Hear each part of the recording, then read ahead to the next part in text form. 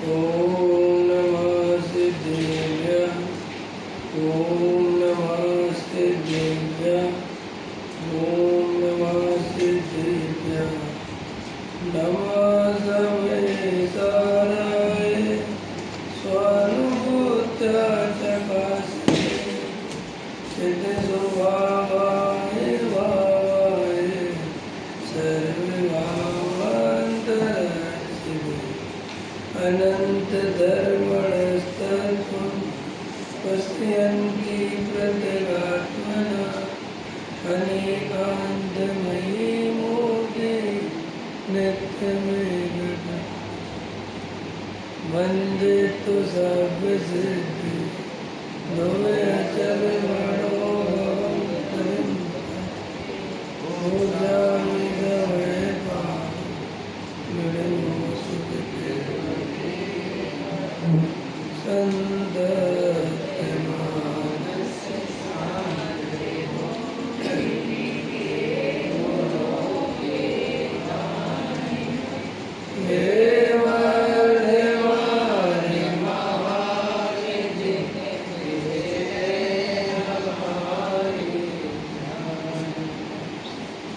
आचार्य कुंद देव द्वारा विरचित समयसार परमागम गाथा नंबर 6 के आधार से बड़ी चर्चा कर रही है।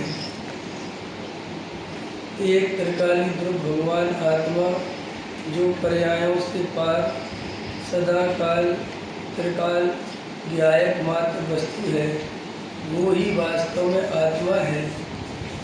कोई आश्रय करने योग्य है, उसमें ही अपनापन करना है, उसका ही ज्ञान, उसका ही श्रद्धा और उसमें ही रमणता, यही सच्चा मोक्ष मार्ग है। द्रव्य में पर्याय नहीं है, पर्यायों से द्रव्य सदाकाल भिन्न है। पर्याय एक समय की है, द्रव्य शाश्वत है, अनादि अनंत है, नित्य है और सदा स्वभाव रूप है। विभाव रूप तो ये पर्याय में परिणमन होता है, और जब ये पर्याय अपने स्वभाव का निर्णय करती है, अपने गायक को देखती है, अपने को आत्मा अनुभव करती है, तो पर्याय में भी स्वाभाविक परिणमन हो जाता है। जब तक यह पर्याय अपना लक्ष्य परद्रव्य की ओर रखती है, अपने को संयोग वाला, कषाय वाला, देह वाला इस सब में अपनापन करती है, तब तक ये पर्याय में स्वभाव अपना प्रकट नहीं होता। और जब भेद ज्ञान के बल से देह और आत्मा का भेद ज्ञान किया, राग और ज्ञान का भेद ज्ञान किया, ये सब करने वाली पर्याय है। द्रव्य तो अनमोला तत्व है, द्रव्य तो ऐसी वस्तु है कि पर्याय उसका लक्ष्य करे तो सुखी हो जाए, और नहीं करे तो जो है सो है। द्रव्य न सुखे न दुखे, द्रव्य तो सदाकाल जैसा है वैसा है।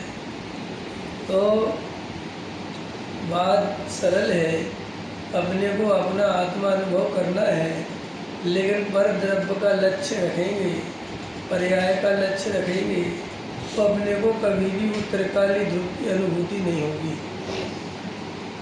भूमिका के अनुसार गुणस्थान प्रमाण राग आता है साधक जीवों को भी, देवशास्त्र गुरु का राग आता है, लेकिन राग अच्छा नहीं, राग अपनी वस्तु नहीं, करने लायक नहीं। राग में उपादेय बुद्धि रखे तो शुद्धात्मा की प्राप्ति नहीं होती। लोगों को ऐसा लगता है कि ये दया दान पूजा भक्ति का निषेध करते हैं। भाई दया दान पूजा भक्ति का निषेध नहीं करते, दया दान पूजा भक्ति के लक्ष्य से उनमें ही लगा रहता है और उसमें ही धर्म मानता है, तो आत्मा की प्राप्ति नहीं होती। इसलिए वो दया दान पूजा भक्ति से लक्ष्य छुड़ाते हैं। बाकी दया दान पूजा भक्ति तो भूमिका के अनुसार होती है, इसमें कोई संशय विपर्य नहीं करना चाहिए। लेकिन ये अलग बात है कि हम लोगों को क्रियाकांड की ऐसी पकड़ हो जाती है कि हम एक इमेज बना लेते हैं कि ऐसी पूजा भक्ति ही भक्ति पूजा है। ऐसा ऐसा राग दया दान व्रत करे तो ये सब अपनी मान्यता है। वास्तव में तो सब जीवों के औदिक भाव अलग अलग होते हैं, क्योंकि औदिक भाव का नाम औदिक भाव क्यों है? औदिक भाव को औदिक भाव क्यों कहते हैं? हाँ, वे सब उदयाधीन है। औदिक भाव माने उदय के अधीन। तीव्र कर्म राग उदय वैसी पर्याय, उसमें जीव का कोई लेना देना नहीं है। देखो, कई लोगों को ऐसा लगता है, बहुत महत्वपूर्ण बात है। अभी कुछ गुरुदेव श्री का प्रवचन सुन रहे थे, सुनना चाहिए गुरुदेव श्री को। आप गुरुदेव को नहीं सुनते तो ये बहुत बड़ा अपराध है। गुरुदेव को तो सुनना ही चाहिए, और किसी को सुनो नहीं सुनो, लेकिन गुरुदेव को सुनो, क्योंकि गुरुदेव श्री एकदम त्रिकाली ध्रुव का लक्ष्य कराते हैं और वो बहुत स्पष्ट बात करते हैं। अभी गुरुदेव श्री का प्रवचन चल रहा था, तो द्रव्य लिंग तो जीव है ही नहीं, लेकिन भाव लिंग भी उपचार से जीव है। क्या क्या है, कितनी बड़ी बात है, समझ में? यार ये क्या कह रहे हैं? अरे ये कह रहे हैं कि भाई द्रव्य लिंग माने तो शरीर, नग्नता, 28 मूल गुण, जड़ की क्रिया, उसको द्रव्य लिंग कहते हैं ना, तो वो तो जीव है ही नहीं। लेकिन अंदर जो 3 कसाय चौकड़ी के अभाव पूर्वक वितरागता है, संवर निर्जरा है, वो भी जीव नहीं है, उपचार से जीव है। आप क्या बात करते हो? बोले इसलिए कि वो पर्याय है। समझ में आया? है तो स्वभावभूत पर्याय, लेकिन वो लक्ष्य करने लायक नहीं है। संवर के लक्ष्य से संवर नहीं होता, निर्जरा के लक्ष्य से निर्जरा नहीं होती, मोक्ष के लक्ष्य से मोक्ष नहीं होता। समझ में आया? पर्याय के लक्ष्य से कभी शुद्ध पर्याय प्रकट नहीं होती। तो पर्याय को जीव नहीं मानना। जीव माने एक त्रिकाली ध्रुव भगवान आत्मा। जब आपसे कोई कहे जीव, तो कहाँ नज़र जानी चाहिए? त्रिकाली ध्रुव ज्ञात तत्व पर। जीव माने आपकी नज़र कहीं और जाती है तो पर्याय दृष्टि है। देखो, हमने कहा नींबू, तो नज़र कहाँ जाती है? खटास। आप उसके पीलेपन को, उसके आकार को ध्यान नहीं आता अपने दिमाग में। नींबू बोलते क्या बसा हुआ है? चीनी बोली तो क्या बसा हुआ? ऐसे जीव बोले तो क्या दिखना चाहिए? बिल्कुल एकदम स्पष्ट। रात को भी जीव बोलो तो गायब, दिन में बोलो तो गायब। जीव मात्र कोई बोले तो गायब। निश्चय नहीं वाला जीव, व्यवहार नहीं वाला जीव, पर्याय वाला जीव, बकवास है ये सब। नींबू में, आपको नींबू में नहीं याद आते हैं? नींबू किस नए से खट्टा है? बोलो, नींबू किस नए से खट्टा है? जहाँ आपको स्वभाव की खबर है, आप वहाँ नए में नहीं लगाते। लेकिन हम पूछते जीव शुद्ध है कि अशुद्ध?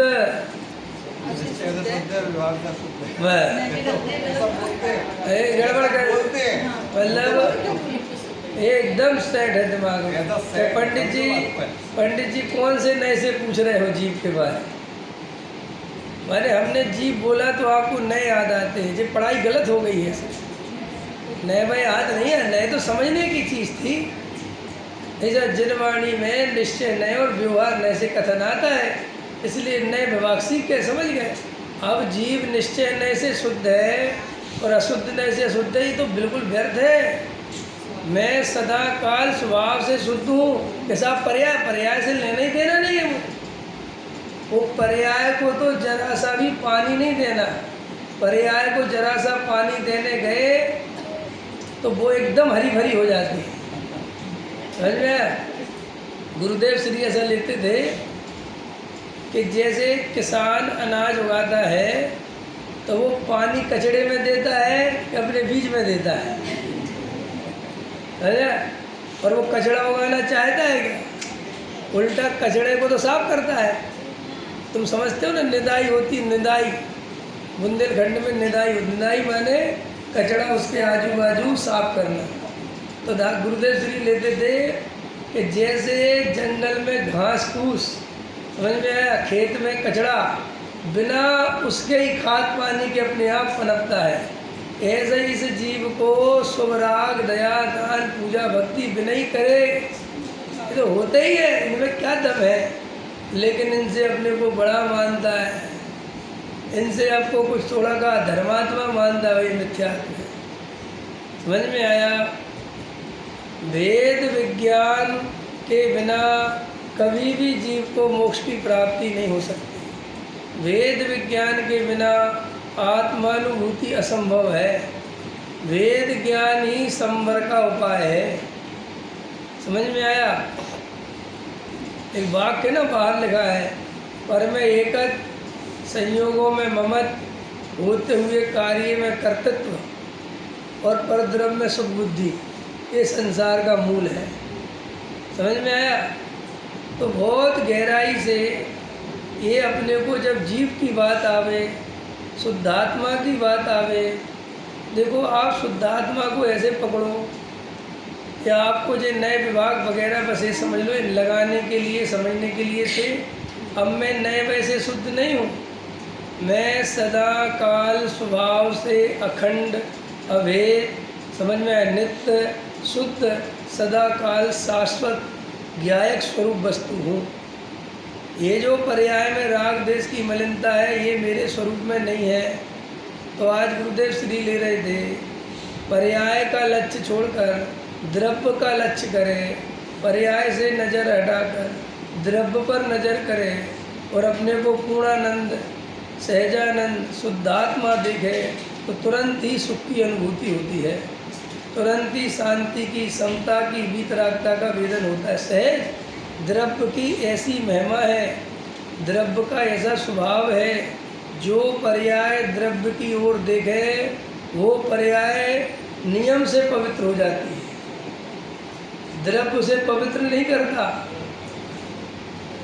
जैसे वो उदाहरण है ना, पारसमणि लोहे में कुछ नहीं करता, लेकिन ऐसा पारसमणि का चमत्कार है कि वो लोहे से टच हुई और एकदम सोना बन गया लोहा।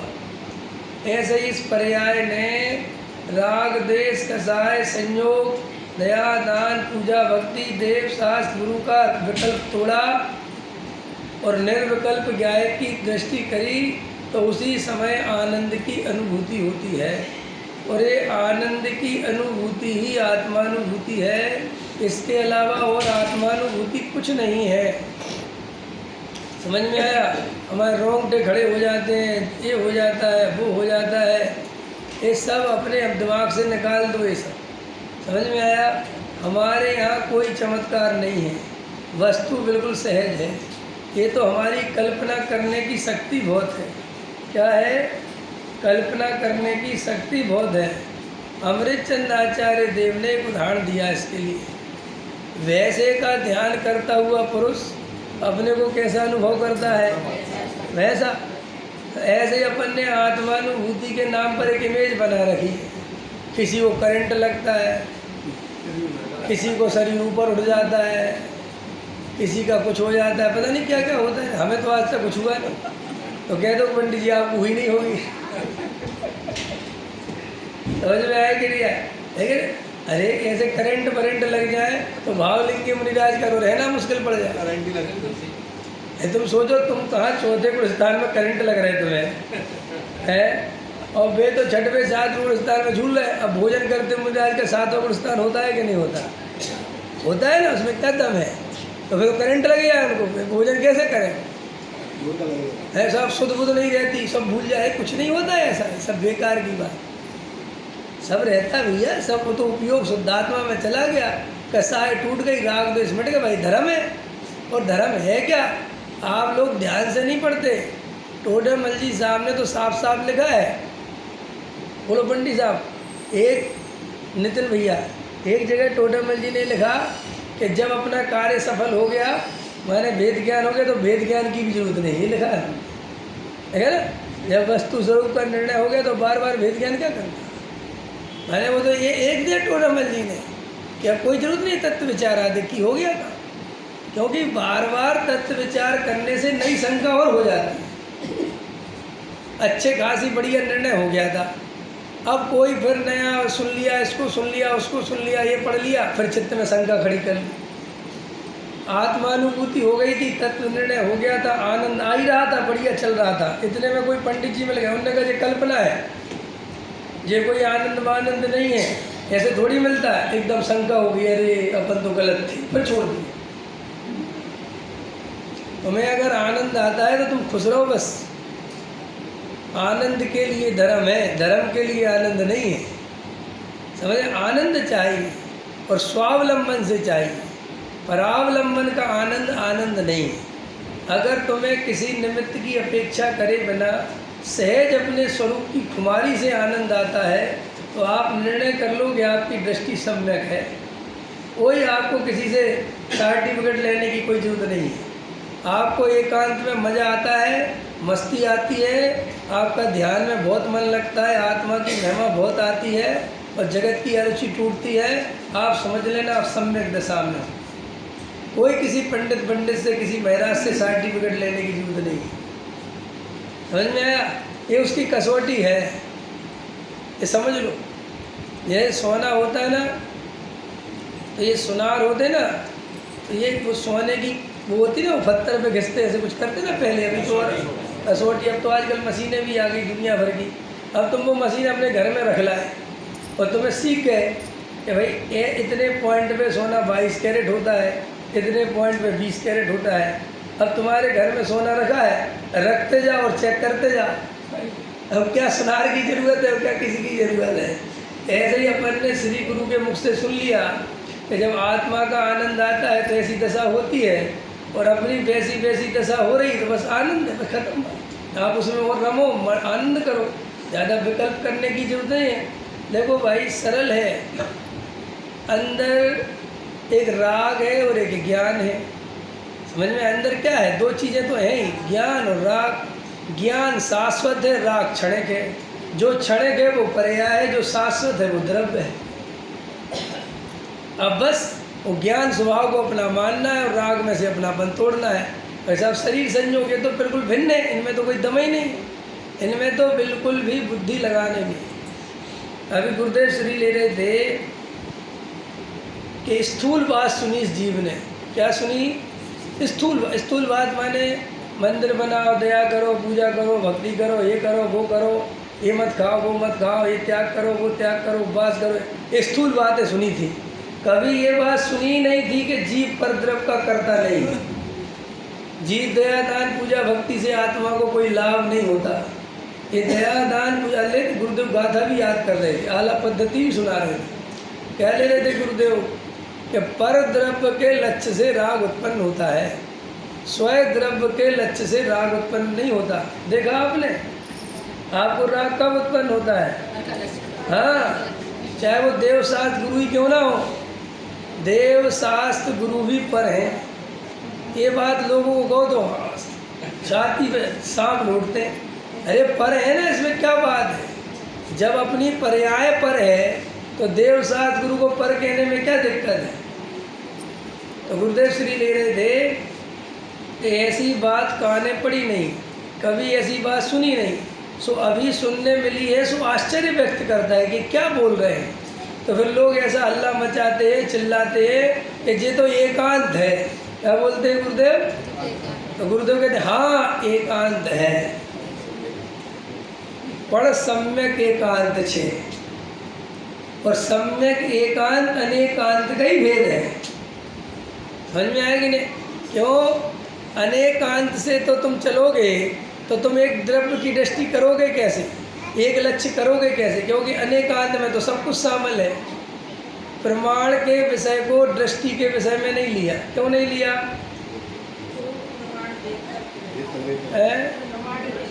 हाँ, क्योंकि प्रमाण में द्रव्य गुण पर्याय शुद्ध पर्यायों का पिंड सब शामिल है ना।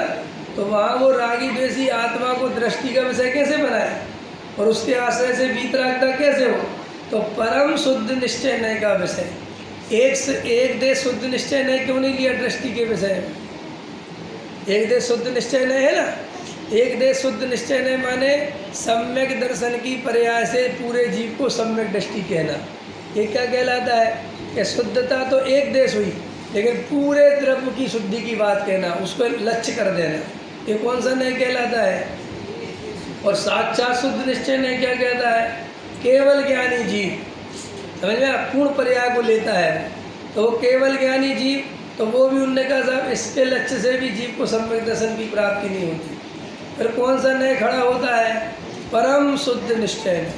परम शुद्ध निश्चय न्याय माने ड़विहोदियापमत्तो ड़पमत्तो जान गो दुजो भावो एवं भणन्ति शोद्धम णादो जो सोदुसो चेव। ये परम शुद्ध निश्चय न्याय का विषय है। ये बात करने लायक, ये समझने लायक। तो मैं तो त्रिकाली ध्रुव भगवान आत्मा हूँ। कई लोग ऐसा प्रश्न पूछते हैं कि साहब द्रव्य तो दिखाई नहीं देता, द्रव्य तो पर्याय में आता नहीं, तो पर्याय द्रव्य को देखे कैसे? पर्याय द्रव्य को कैसे देखेगी? बोलो भाई, पर्याय द्रव्य में छूती नहीं, द्रव्य में पर्याय का प्रवेश नहीं, द्रव्य पर्याय में आता नहीं, तो फिर ये पर्याय द्रव्य को देखेगी कैसे? माने द्रव्य की अनुभूति, द्रव्य की दृष्टि कैसे करेगी? बताओ कैसे करेगी? तन्मय हो, किसमें तन्मय होगी? द्रव्य में। द्रव्य में कोई तन्मय मन में होने की व्यवस्था नहीं। हाँ, नहीं, पर्याय द्रव्य में नहीं जाती, पर्याय अपने आप को द्रव्य में ही समर्पित करके, माने मैं ही द्रव्य हूँ, पर्याय मैं त्रिकाली ध्रुव हूँ, मैं भगवान आत्मा हूँ, मैं सच्चिदानंद अखंडानंद आनंद कंद, मैं कौन? ये बोलने की स्वर किसका है? पर्याय का। लेकिन वो पर्याय अपने को पर्याय नहीं देखती, वो अपने को द्रव्य देखती है। इसी का नाम द्रव्य दृष्टि है। और सुख भी इसी बात से मिलता है। जैसे पत्नी अपने को पति रूप जितना मानेगी, तब मेरा तो सब कुछ पति है, कि तुम हो कुछ कहीं, अरे मैं क्या हूँ, मैं वो गाना है ना, तू जो नहीं तो कुछ भी नहीं, है नहीं? तो ऐसा ही है बिल्कुल, वो यही है पर्याय द्रव्य। पर्याय कहती है द्रव्य नहीं तो कुछ भी नहीं। बस ये पर्याय का स्वर आया और पर्याय में पवित्रता आई। और जब तक पर्याय ने संयोगों का लक्ष्य, क्रियाकांड का लक्ष्य, परद्रव्य का लक्ष्य, देवसाधु का लक्ष्य, ये सब लक्ष्य करती रही, तब तक पर्याय में मलिनता बनी रहती है। तो अपन का विषय क्या चल रहा? आत्मानुभव। तो एक तो हमें वेद ज्ञान आना चाहिए। वेद ज्ञान जितना ज़्यादा हमारा सच्चा और पक्का होगा, हमें उतने जल्दी आत्मा की अनुभूति होगी। अब देखो, एक विषय ये बहुत चलता है, हालांकि ये सब विषय जो मेरे श्रोता पुराने वो सब समझते हैं, ये सब ले चुका हूँ, लेकिन नए सब तो लोग सुनते नहीं, मुझे पता है। एक ये विषय बहुत चलता है कि साहब समय सार पढ़ के लोग स्वच्छंदी हो जाते हैं, अथवा हम लोग कुछ स्वच्छंदी मान भी लेते हैं कि साहब ये स्वच्छंदी हो गए। पहले तो बहुत अच्छे थे, पूजा पाठ भक्ति करते थे, व्रत करते थे, उपवास करते थे, है ना सिद्धार्थ। और अब तो स्वच्छंदी हो गए। जब से जयपुर भेजा, पहले तो कहता था साधु बनूंगा, और जयपुर से लौट गया तो कहता शादी करूंगा। तो ये जयपुर वालों ने क्या पढ़ा दिया भाई? ऐसा होता है कि नहीं होता है? आपको पता है, मैं भी ऐसा ही था। जयपुर पढ़ने से पहले साधु बनना चाहता था, और जयपुर से जानने के बाद नहीं बनना चाहता था। तो लोग भ्रष्ट कहेंगे कि नहीं कहेंगे कि भाई ये जयपुर जाके भ्रष्ट कर देते हैं, है नहीं? पहले 10 लक्षणी पूरी करता था, जब से शास्त्री करी बंद कर दी तो भ्रष्ट हो गए कि नहीं हो गए? तो बहन जी को है ना बहुत तकलीफ। तो बोलो, अब ये तुम्हारे विषय सब क्लियर नहीं, इसलिए मैं क्लियर कर रहा हूँ। डर जाते हो, घबरा जाते हो, क्योंकि समझ लो क्या करें अभी, जो अभी ज़्यादा कहाँ बोले। ठीक है भैया, ज्ञान नहीं अपने को वस्तु का। अरे अज्ञानता में जो व्रत तप करता था, खेचा खाची करता था, जबरदस्ती ढोता था, जब उसने स्वाध्याय किया, शास्त्र पढ़े, समझ में आ गया अरे बाप रे मैं क्या करता रहता हूँ, तो वो छोड़ना चाहिए कि नहीं छोड़ना चाहिए? करना चाहिए। तो वो तुम जो से स्वच्छंदता कहते हो, वो स्वच्छंदता नहीं है, वो सहजता है। क्या वो वापस जैसी एक्चुअल स्थिति उसकी होनी चाहिए वो वैसी एक्चुअल स्थिति में आ गया। पहले तो वो भावुकता में फंसा था, संत साधुओं की बात है, लो दीक्षा लो दीक्षा, तो बेचारा महाराजों के प्रेम में उनकी भक्ति में रहता था और बस साधु बन जाए, उसे पता तो कुछ था नहीं। लेकिन जब उसने साधु का स्वरूप पढ़ा और उसे समझ में आया बाप रे बाप, जो साधु की चर्या शास्त्रों में लिखी हुई है वो तो चर्या बहुत कठिन है और वर्तमान के द्रव्य क्षेत्र काल भाव में तो वो पलना ही दिखना मुश्किल है। फिर उसके लिए 3 कसाय चौकड़ी का भाव चाहिए, परम पवित्र वो शुद्ध प्रणति चाहिए। अपने तो अभी सम्यक दर्शन का भी ठिकाना नहीं, तो मैं साधु काय के आधार पर बनूंगा? ठीक है, पहले बेचारा उपवास कर लेता था, तो उपवास कर लेता था तो टीवी देख ली, ये कर ली, धक्के खा लिए, कुछ कर लिया, अपना समय काट लिया और सोचता था उपवास करूँगा तो भगवान प्रसन्न होंगे, पुण्य लगेगा। समझ में आया कि नहीं आया? इतना ही जानते थे अपन, और क्या जानते थे।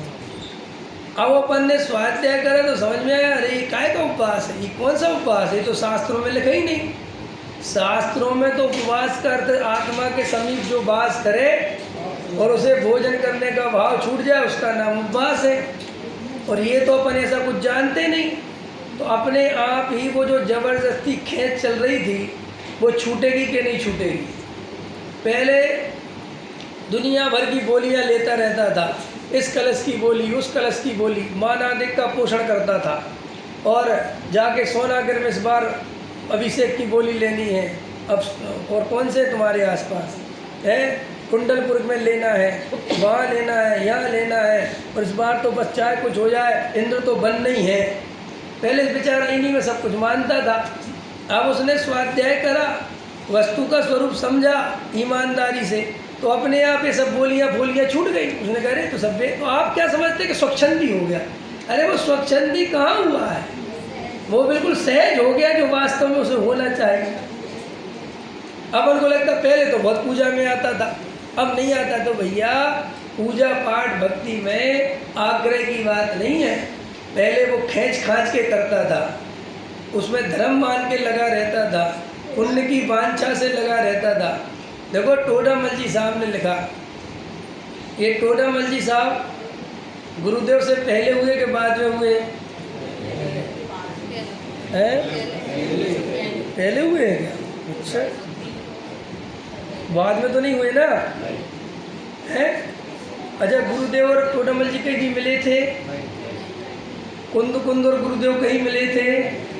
टोडामल जी और गुंद कहीं मिले थे? अमृत चंद्र गुंद भगवान मिले थे? हमने कोई नहीं मिला। ये तो सब अलग अलग है ना। टोडामल जी साहब ने ये सब लिखा है जो मैं बोल रहा हूँ, बिल्कुल स्पष्ट लिखा है सब टोडामल जी साहब ने कि मिथ्या दृष्टि सम्यक दृष्टि से ज़्यादा अनुराग से भक्ति करता है। और मैं खुद कह रहा हूँ करना ही चाहिए उसे, क्योंकि उसे भगवान से बहुत कुछ चाहिए। सम्यक दृष्टि को भगवान से कुछ नहीं चाहिए, वो तो भगवान में बीतरागता देखता है, बात खत्म हो गई और मैं ऐसे ही मेरा स्वरूप और अपना काम खत्म हो गया।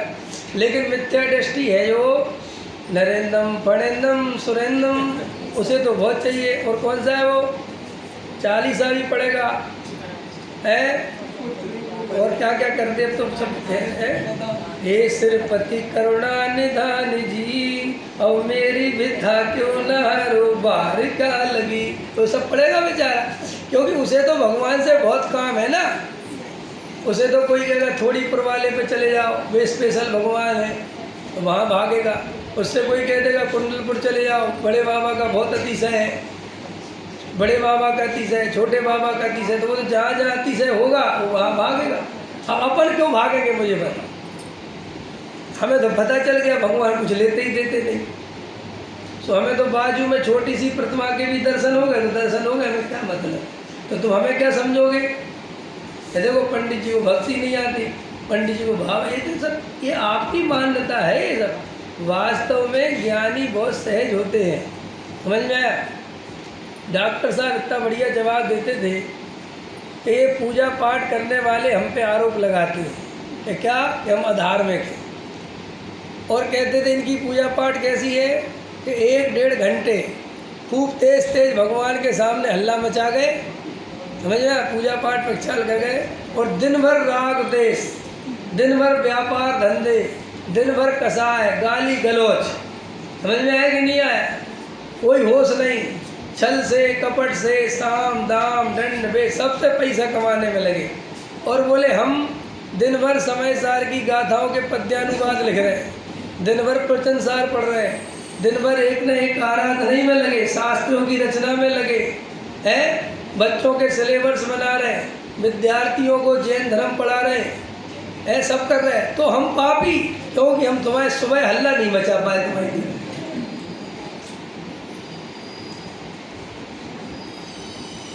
नहीं समझ में?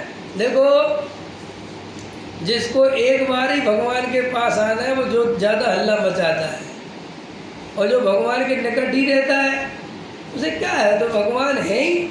अब हम लोग हैं, डॉक्टर साहब बहुत लेते थे कि जिसको एक बार स्वाध्याय करना है 24 घंटे में, वो दुनिया भर का मंगलाचरण बोलेगा, 10 मिनट बड़ा शास्त्र को ऊपर रखेगा, बड़े अच्छे से खोलेगा, बड़ी अच्छी झल्ल चढ़ा के रखेगा। तो 10 मिनट पढ़ना है और आधा घंटा तो उसकी सास समाज में जाना है, और बोले हमें पढ़ना 24 घंटे।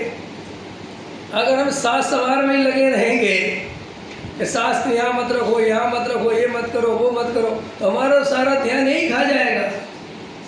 आया समझ में कि नहीं? तो समय सार पढ़ने से या अध्यात्म शास्त्रों को पढ़ने से कोई कभी स्वच्छंदी नहीं होता, ये बिल्कुल मान्यता गलत है। ये अलग बात है कि समय सार पढ़े बिना, अध्यात्म शास्त्रों को पढ़े बिना, मिथ्यात्व के कारण, अज्ञानता के कारण भगवान के प्रति अत्यंत भक्ति व्रत उपवास में लगा रहता था, क्योंकि उनमें धर्म मानता था, उनसे लाभ मानता था, भगवान के पास कुछ वांछा लेके जाता था, इसलिए ज़्यादा इसमें काम में लगता था। लेकिन जब शास्त्रों को पढ़ा समझा तो नेचुरल अपने जीवन में समझ में आया कि अरे सम्यक दर्शन के बिना, 5वें गुणस्थान के बिना ये व्रत उपवास होते ही नहीं। ये जबरदस्ती करने की बात ही नहीं है, ये तो शास्त्रों में आगम में ये बात लिखी, उदय प्रतिज्ञा का भयो, है ना, प्रथमाता को नाम। तो वो प्रथमाता को कहाँ है? संयम से जगो जहाँ, माने मतलब 5वें गुणस्थान में ही जगता है।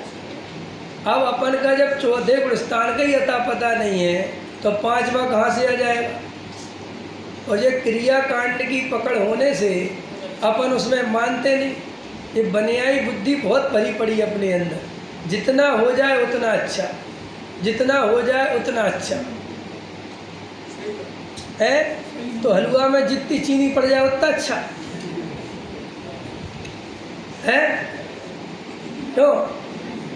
बोलो बेटा, बहू का श्रृंगार हो रहा, जितना हो जाए उतना अच्छा। तो पागल हो गए थे? जितना, अरे जितना उसका सिस्टम है उतना ही तो रहेगा, नहीं जितना हो जाए उतना अच्छा। क्या जितना अच्छा हो जाए? लेकिन जो बनियों के हाथ में धर्म पड़ना था तो ये बनिया इससे ज़्यादा सोच भी सकते नहीं। जितनी दुकान चल जाए, ग्राहक जब तक आ जाए, 8 बजे सेठ जी बढ़ाते बढ़ाते ग्राहक आ जाए, अरे कोई बात नहीं खोल लो, 8:30 बंद कर देंगे।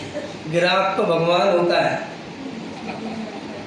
ऐसे अपन ने जो क्रिया कांड में ऐसी बुद्धि कर ली, जितना हो जाए, जितना हो जाए, अरे जितना हो जाए तो इससे कुछ लाभ होता है? जितना हो जाए, इसकी जगह भेद ज्ञान करो।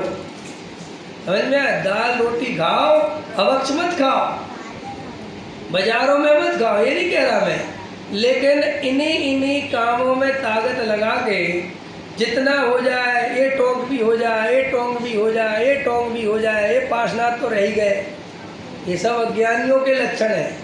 ज्ञानी के लिए ऐसी बात है ही नहीं, बिल्कुल सहज है ज्ञानी। और ज्ञानी तो अंदर में आत्माराधना का ही उपाय करता है, उसे कोई दम नहीं इन बातों में।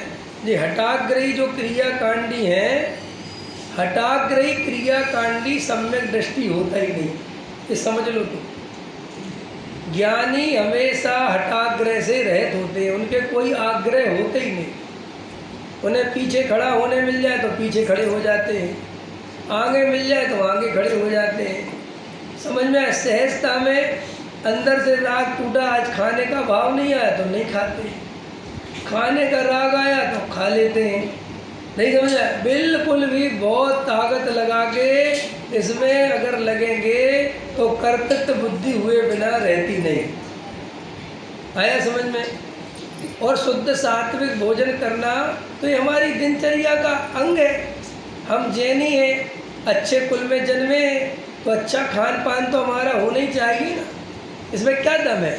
एक मुसलमान भी अगर अच्छा पैसे वाला बन जाए, समझ में आया, तो वो भी अपने घर में साफ़ सफाई रखना चालू करता है कि नहीं? बढ़िया अच्छे सोफा वोफा बढ़िया रखता है कि नहीं? करता है। मैं तुम उसके घर में जाओ तो कहोगे यार ये तो बहुत बड़ी, लेकिन अब वो पैसा बढ़ा तो भाई कुछ उसके आचरण में भी परिवर्तन आएगा कि नहीं आएगा? ऐसे हम जैनी हैं, हमारी दुनिया में हमारा आचरण जगत प्रसिद्ध है। दुनिया में देखो जैन समाज को ब्राह्मण से ऊपर रखा गया। सोचो आपको पता है भारतीय संस्कृति में सबसे ऊंची जाति कोई थी तो वो ब्राह्मण। माने ब्राह्मण डिसाइड करता था कौन किसका पानी पिएगा और कौन किसका नहीं पिएगा, ये सब उसके हाथ में था। फिर भी हम जैनियों के आचरण से ब्राह्मण भी इतने प्रसन्न हुए, इतना उनको हमारे प्रति अहोभाव आया कि ये तो हमसे भी बहुत आगे। तो उन्होंने कहा कि ये सबसे ऊंचे, इनके भोजन पानी के लिए कभी कोई आँख बंद करके खा लेना। आया समझ में कि नहीं समझ में आया? तो देखो आचरण से जीव बड़ा हुआ, जाति से बड़ा नहीं हुआ। नहीं समझ? अपन काहे से आचरण अपना, तो ये तो बाहरी जो अपना जीवन है वो तो व्यवस्थित होना ही चाहिए। अगर अव्यवस्थित जीवन होगा हमारा तो हम आत्माराधना कैसे करेंगे? उसका निषेध नहीं, लेकिन उसमें उलझना, उसी में धर्म खोजना, उसी में लगे रहना और भेद विज्ञान नहीं करना, ये सच्चा उपाय मोक्ष मार्ग का नहीं है। तो देखो क्या बात निकल के आई, समय सार पढ़कर स्वच्छंदता नहीं आती, सहजता आती है। क्या बोला मैंने? अब कई लोग, ये मैं आप लोगों के मन की बातें बोल देता हूँ, आपको समझ में आ जाए ताकि जिनमें तुम अलझे रहते थे। साहब हमने कोई नियम ले लिया, अब हम क्या करें? हम क्या करें? देखो भाई, अज्ञानता में कोई नियम लिया है तो उस नियम की कोई वैल्यू वैसे भी नहीं है। कैसा वो तो पालो पालो, अगर तुम्हारे अंदर सहजता से पलता है, परिणाम नहीं बिगड़ते तो पालो।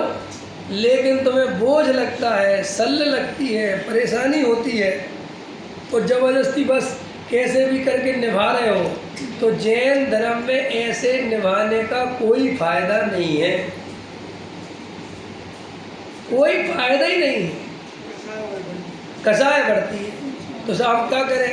उस नियम को छोड़ो और स्वाध्याय 1 घंटा करते थे तो 4 घंटा चालू करो, भेद विज्ञान बढ़ा, तत्व निर्णय में उपयोग लगा। देखो लोगों को लगता है ऐसी बात कहने से, लेकिन देखो तुम्हारे कहने से और नहीं कहने से कोई फ़र्क नहीं पड़ता, लेकिन सामने वाला बेचारा परेशान हो रहा है। और मैं इस डर से नहीं कह रहा हूँ कि लोग मुझे ना पापी समझ लें, और जैनियों में तो पाप बड़ा लंबा चौड़ा है। माने अगर मैंने कहा और पानी तुमने पी लिया तो पाप किसे लगेगा? पंडित जी को। तो देखो तुम सबके पाप में लेने को तैयार, कह रहा हूँ कोई बात नहीं, मुझे लगेगा, तुम परेशान मत। और दूसरी बात, ये सब बातें बोलकर मैं अधार्मिक भी हो जाता हूँ, ये भी मुझे पता है, लेकिन मैं अधार्मिक होने को भी तैयार। तुम मुझे अधर्मात्मा समझो, स्वच्छंदी समझो, जो समझना है समझो, तुम्हारे समझने से मुझे कोई परेशानी नहीं, लेकिन हाँ मेरी बातों से तुम्हारी परेशानी दूर हो जाए तो मुझे बड़ी खुशी है।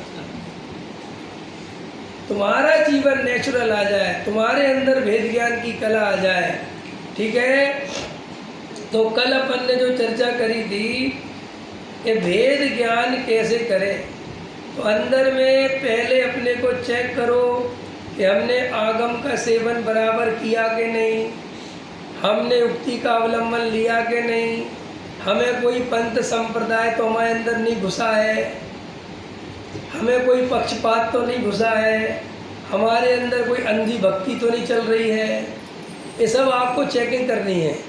अगर इसमें से कुछ भी चल रहा होगा तो फिर वो स्वानुभव का काम नहीं होगा। अब जैसा आप अंधी भक्ति क्या होती है, पक्षपात क्या होता है, बताओ, कोई बता सकता है क्या होता है? हाँ, और बताओ, बताओ मनीष जी, क्या होता पक्षपात? नहीं पता? आप बताओ। किसी चीज का हठाग्रह पक्षपात होता है। बहुत अच्छा।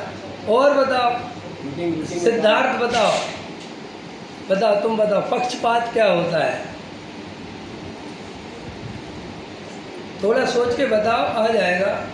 पक्षपात माने होता है कि हमें किसी चीज़ का पक्ष आ गया, हमें मान के लो सोनगढ़ का पक्ष आ गया, समझ में आया, हम मोक्षु बन गए तो फिर पक्ष आ गया।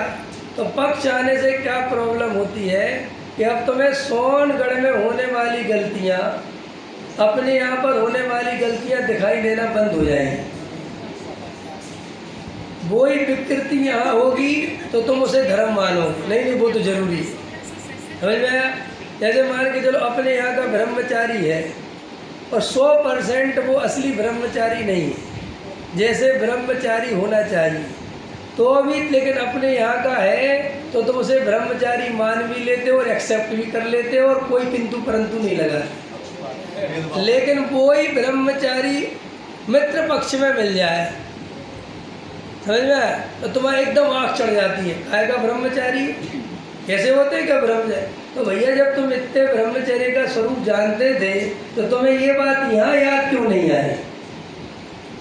अपने यहाँ के पंच कल्याणक में खूब नाचना कूदना हो रहा है, खूब बोलियाँ लग रही हैं, सब अनाप शनाप जो चल रहे हैं, तो भी तुम्हें सब एक्सेप्ट, अरे नहीं नहीं करना पड़ता है पंडित जी, पैसे इकट्ठे करने के लिए आप क्या जानो, और भैया बात तो ठीक है, समझ में आएंगे। और वही काम आपके अपोजिट में हो रहा है तो बस आप लाल पीले होते हो। देखो जो धर्म के नाम पर नाचने कूदने में कोई धर्म है? तो भाई साहब आपके यहाँ जब नाच कूद रहे थे तब आपको ये बात समझ में नहीं आया, हम तो भक्ति में नाच रहे थे। अच्छा, तुम भक्ति में नाच रहे थे और बेटा शक्ति में नाच रहे हैं, वे भी अपनी भक्ति में नाच रहे हैं। भाई जब तुम्हें यहाँ का एक्सेप्ट है तो फिर वहाँ का भी करो।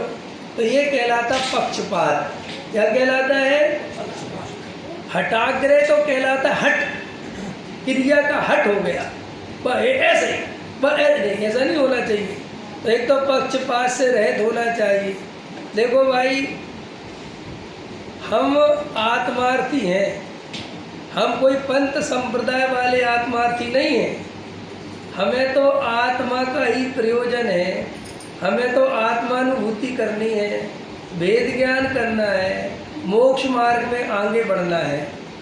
अगर ऐसे जीवों को कोई मोक्षु कहता है तो मोक्षु कहो, आत्मार्थी कहता है तो आत्मार्थी कहो, स्वाध्यायी कहता है तो स्वाध्यायी कहो, सोनगढ़ी कहता है तो सोनगढ़ी कहो, हमें इससे कोई फर्क नहीं पड़ता। और हमारी कोई ग्रुपबाजी नहीं है, हम तो प्योर ईमानदारी से जो हमें आत्मा की सच्ची बात सुनाता है हम तो सुनते हैं। समझ में आया?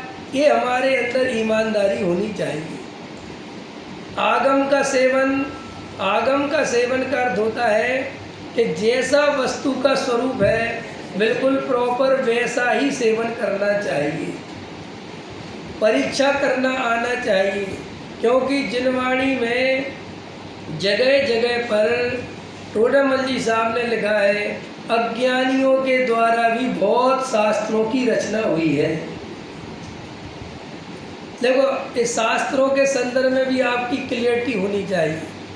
देखो भाई सवरे शास्त्र सही हैं, ये बात पूरी तरह सही नहीं है, क्योंकि शास्त्र अगर 100 शास्त्र हैं तो उसमें से लगभग बहुत सारे शास्त्र अज्ञानियों के द्वारा लिखे जाते हैं, लेकिन वे कालांतर में सवरे शास्त्र बन जाते हैं। जैसे देखो वर्तमान में भी बहुत सारे शास्त्र लिखते कि नहीं लिखते, और अपन जानते हैं कि लिखने वाले की हालत क्या है, तो वो गीत मिथ्या दृष्टि हो और वो समय सार पट्टी का लिख रहा हो सकता है कि नहीं हो सकता है?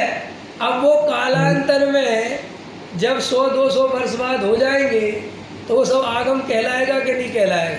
क्योंकि 100-200 वर्ष पहले हमें क्या पता कि क्या स्थिति थी। जैसे अपन 300-400 वर्ष पुराना कोई अपन को क्या पता कि भैया ये कैसे थे, अपन तो वो लिखा है। तो इसलिए शास्त्रों की परीक्षा करना भी आना चाहिए, समझा? वीतरागता की पोषक ही जिनवाणी कहलाती है।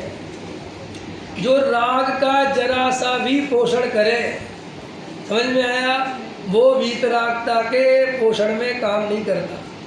इसलिए शास्त्रों की परीक्षा तर्क युक्ति बराबर लगाना आना चाहिए, पर अपर गुरु के उपदेश से मिलान करना आना चाहिए, तब हमें स्वानुभव का समझ में फल मिलता है, तब हमें आत्मानुभूति होती है। आत्मानुभव के बिना कभी भी कोई जीव सुखी नहीं हो सकता। आत्मानुभव ही एकमात्र उपाय है सुखी होने का।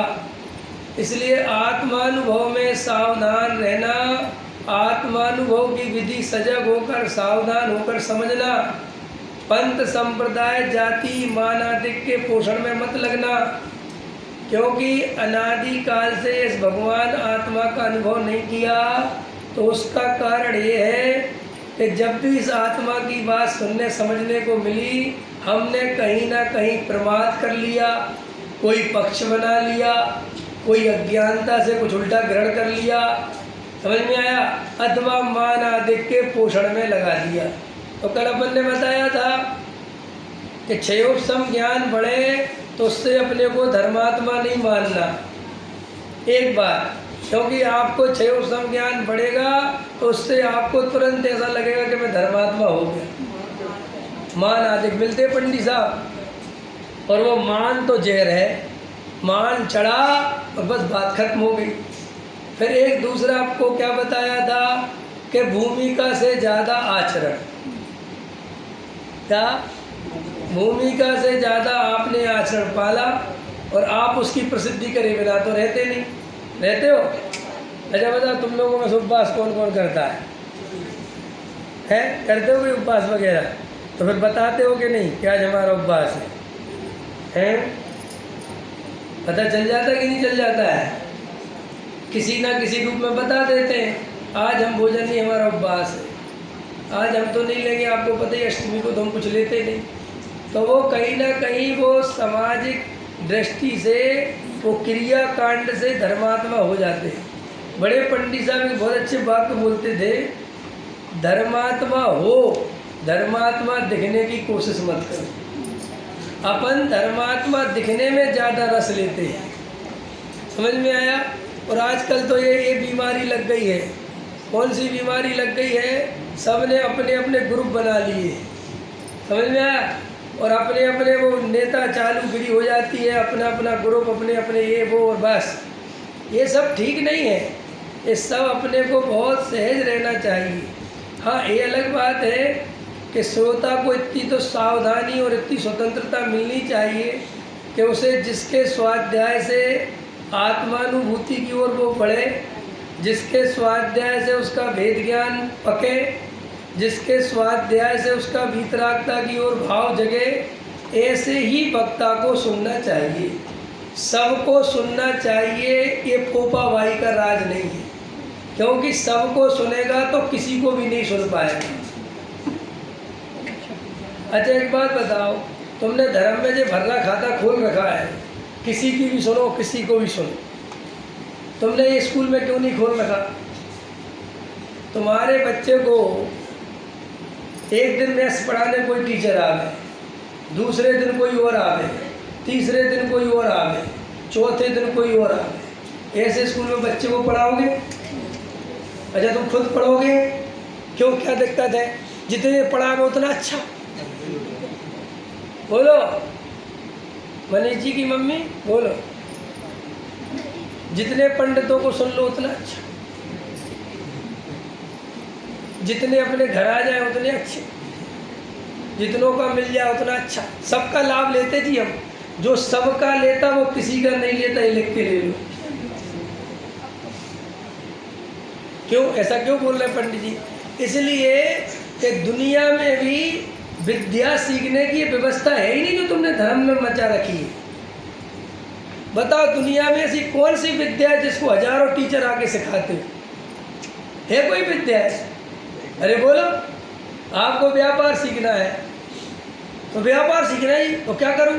आज कपड़े वाले पे चला जाता हूँ, आज लोहे वाले पे चला जाता हूँ, आज फैक्ट्री वाले पे चला जाता हूँ, तो सीख पाओगे? सीख पाओगे? क्या कहेंगे आपके पिताजी, पागल पागल है। अरे भाई डिसाइड कर, करना क्या है? कि पापा मुझे कपड़े का काम करना, तो बस ठीक, कपड़े की फैक्ट्री पहुँच। कि नहीं पापा, जितना सीखने मिल जाए उतना अच्छा। थोड़ा लोहा भी बेच लूँ, थोड़ा सोना भी बेच लूँगा। यो भोजन बनाते हो ना तुम लोग,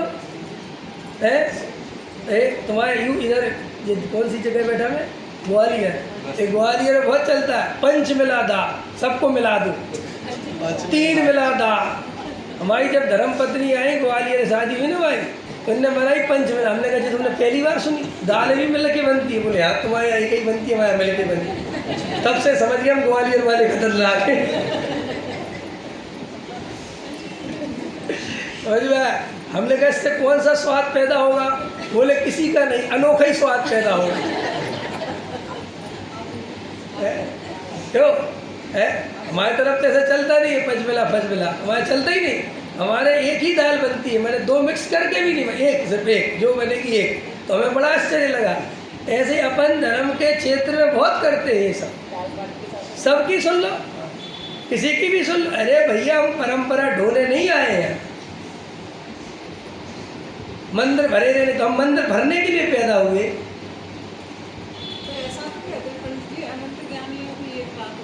हाँ तो अनंत ज्ञानियों की एक बात होती, सो अनंत ज्ञानी है का ना है? अरे बता, देखो बताया नहीं, जिसको सुनकर तुम्हें आत्मानुभूति की प्रेरणा मिले, जिससे तुम्हारी दृष्टि सुलझे, तुम्हारी पर्याय दृष्टि टूटे, वेद ज्ञान की कला मिले, तुम्हें तत्व विचार आदि में मन लगने लगे, तुम्हें अपनी परिणति में ईमानदारी होते दिखे, तुम्हें दया दान पूजा भक्ति की दृष्टि नहीं रहे, तो समझ लेना कि ये वक्ता अपने के लिए ठीक है, क्योंकि मूल आधार मुक्ति का यही है। और जिसको सुनकर पर्याय दृष्टि हो, क्रियाकांड की पकड़ हो, समाज की दृष्टि हो, सबको लेके चलना चाहिए, समझे? गांधीवादी नहीं बनना,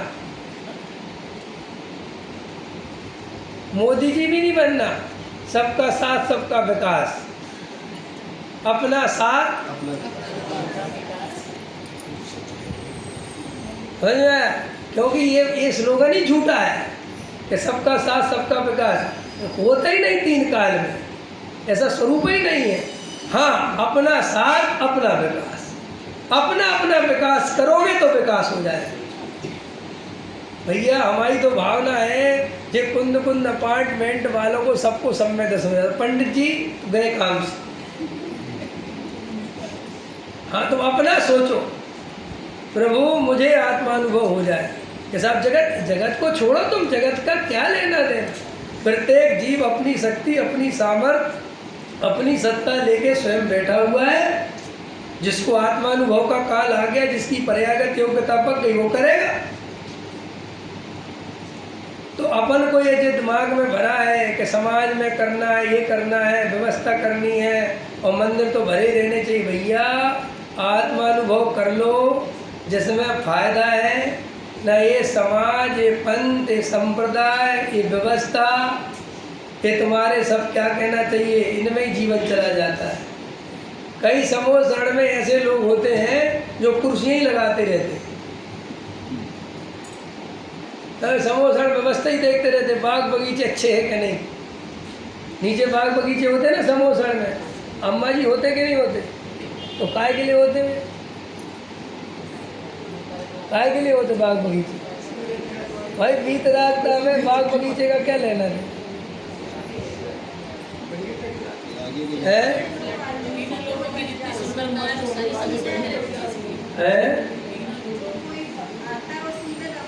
हाँ, इसलिए रहते कि ऊपर तक जो काम के आदमी है वे ही पहुँचे।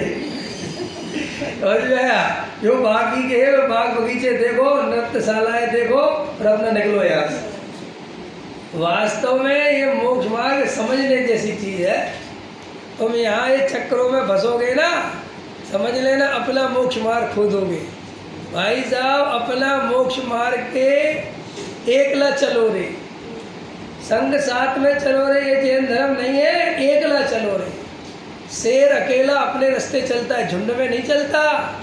ऐसे ही आत्मार्थी तत्वज्ञानी धर्मात्मा आराधक जीव अपनी राह खुद बनाते हैं और अपने हिसाब से चलते हैं। वे कभी समाज का अनुसरण नहीं करते, समाज उनका अनुसरण करे तो करे। और आजकल के पंडित समाज का अनुसरण कर रहे हैं। वे कहते ग्वालियर वाले क्या पसंद करेंगे वही सुना दूंगा। तो बोले साहब ऐसा क्यों? ताकि ग्वालियर वाले मुझे पसंद करें। प्रयोजन बदल गया कि नहीं बदल गया? अब आपका जब प्रयोजन ही बदल गया तो आप क्या सत्य सुना पाओगे? आप तो फिर खुश करोगे। यहाँ कोई शेर व शायरी मुशायरा नहीं चल रहा है, यहाँ फरमाइशें नहीं चल रही हैं कि पंडित जी हमारी फरमाइश का गाना सुना दो। यहाँ मोक्ष मार्ग की बात चलती है। सुनना हो तो सुनो, समझना हो तो समझो। अच्छी लगे तो वेद ज्ञान करो, बुरी लगे तो कल से आना बंद करो। समझ में आया? लेकिन मोक्ष मार्ग में सबकी सुनोगे तो कहीं नहीं पहुँचोगे। आपको ईमानदारी से डिसाइड तो करना ही पड़ेगा कि भैया हमारे पास इतना समय नहीं है कि हम सबकी सुनते रहें फिर उसमें से निकालते फिरें कि ये निश्चय नहीं है, ये व्यवहार नहीं है, ये प्रथमान योग है, ये चरणान योग है। टोडामल जी साहब से, ये टोडामल जी साहब गजब के व्यक्ति रहे वास्तव। माने टोडामल जी जैसा मनोवैज्ञानिक आदमी पूरी पृथ्वी पर खोजना मुश्किल है। क्या टोडामल जी का चिंतन था, खुद ही प्रश्न खड़ा करते थे, खुद ही जवाब देते। मैंने ये समझते हो आप? मैं कभी कभी इस पर बहुत गहराई से विचार करता हूँ। उत्तर देना तो बहुत आसान है, लेकिन वो प्रश्न खड़े करना बहुत कठिन है। उन्होंने खुद खड़े करे, बताओ शिष्य अब ऐसा कहता है, जबकि बताओ कोई कहने वाला नहीं, खुद ही कहते हैं। समझ में? अब बता देखो वहाँ लिखा ना अनियोग वाली पद्धति वाला चैप्टर, वो अध्याय पढ़ो आप, उसमें कितना अच्छा लिखा उन्होंने कि भाई निचली भूमिका वालों के लिए तो द्रव्य अनियोग कार्यकारी। ये क्यों लिखा हमने? लिख देते तुम तो चारों नियोग पढ़ते रहो। फिर उसमें एक ये भी लाइन है कि तुम्हारा मन नहीं लगे भैया, तुम बिल्कुल अज्ञानी हो तो भैया कहानी किससे पढ़ो। बाकी उनने ये सीधा साफ लिखा कि भैया प्रथम तो मैं तो द्रव्य अनियोग कार्यकारी, निचली भूमिका। और दुनिया में पढ़ाई उल्टी हो रही कि निचली भूमिका वालों को प्रथमानियोग कार्यकारी, चरणानियोग कार्यकारी है। पहले आचरण सुधारो, फिर वर्तमान योग से श्रद्धान मजबूत करो, फिर कहीं द्रव्यानियोग पढ़ना। अरे भाई, वस्तु का स्वरूप समझे बिना, सही तत्व ज्ञान के बिना ये जो 2 अनियोग है, 3 अनियोग है, ये तो व्यवहार नय के कथन से लिखे गए हैं, निमित्त की प्रधानता से लिखे गए हैं। तो निमित्त की प्रधानता से लिखे गए तो निमित्त की दृष्टि और मजबूत हो जाएगी। उससे उसका भला कैसे होगा बेचारे का? वो तो निमित्त की दृष्टि कर लेगा। आया समझ में? पकड़ में आ गई बात? तो अपने को ये बातों के लालच में नहीं आना चाहिए। देखो, हमें पता है, हमें जो बात कह रहे हैं, अगर हम 100 लोगों के बीच में कह रहे हैं तो 2-4 लोग होते हैं जो उस बात को टच कर पाते हैं। बाकी के 90% श्रोता तो ऐसे होते हैं कि हमारी भी सुन के चले जाते हैं और तुम्हारी भी सुन के चले जाते हैं, और अंदर से वे सुनती किसी की नहीं, करते अपने मन की। हम यहाँ जगह भरने नहीं आए हैं, आत्मानुभव करने आए हैं। हम यहाँ किसी पंडित को खुश करने नहीं आए और कोई पंडित श्रोता को खुश करने नहीं आया। हम तो आत्मानुभव करने आए हैं। आया समझ में? तो जो बहन जी ने पूछा अनंत ज्ञानी होगा, भैया अनंत ज्ञानी माने में अनंत सर्वज्ञ देव, तो अनंत केवली परमात्मा हो गए ना। और अनंत माने वो भावलिंगी मुनिरा, वर्तमान में अनंत अनंत ज्ञानी नहीं है। समझ में आया कि नहीं आया? वर्तमान में तो बस अब जो है सो है, ठीक है। आया समझ में? तो अपने को गहराई से स्वयं परीक्षा करनी चाहिए। और सच्चे वक्ता की पहचान यही है कि जिसको सुनकर तुम्हारा द्रव्य दृष्टि का पुरुषार्थ जगे, पर्याय दृष्टि छूटे, वो वक्ता हितकारी है। सहजानंद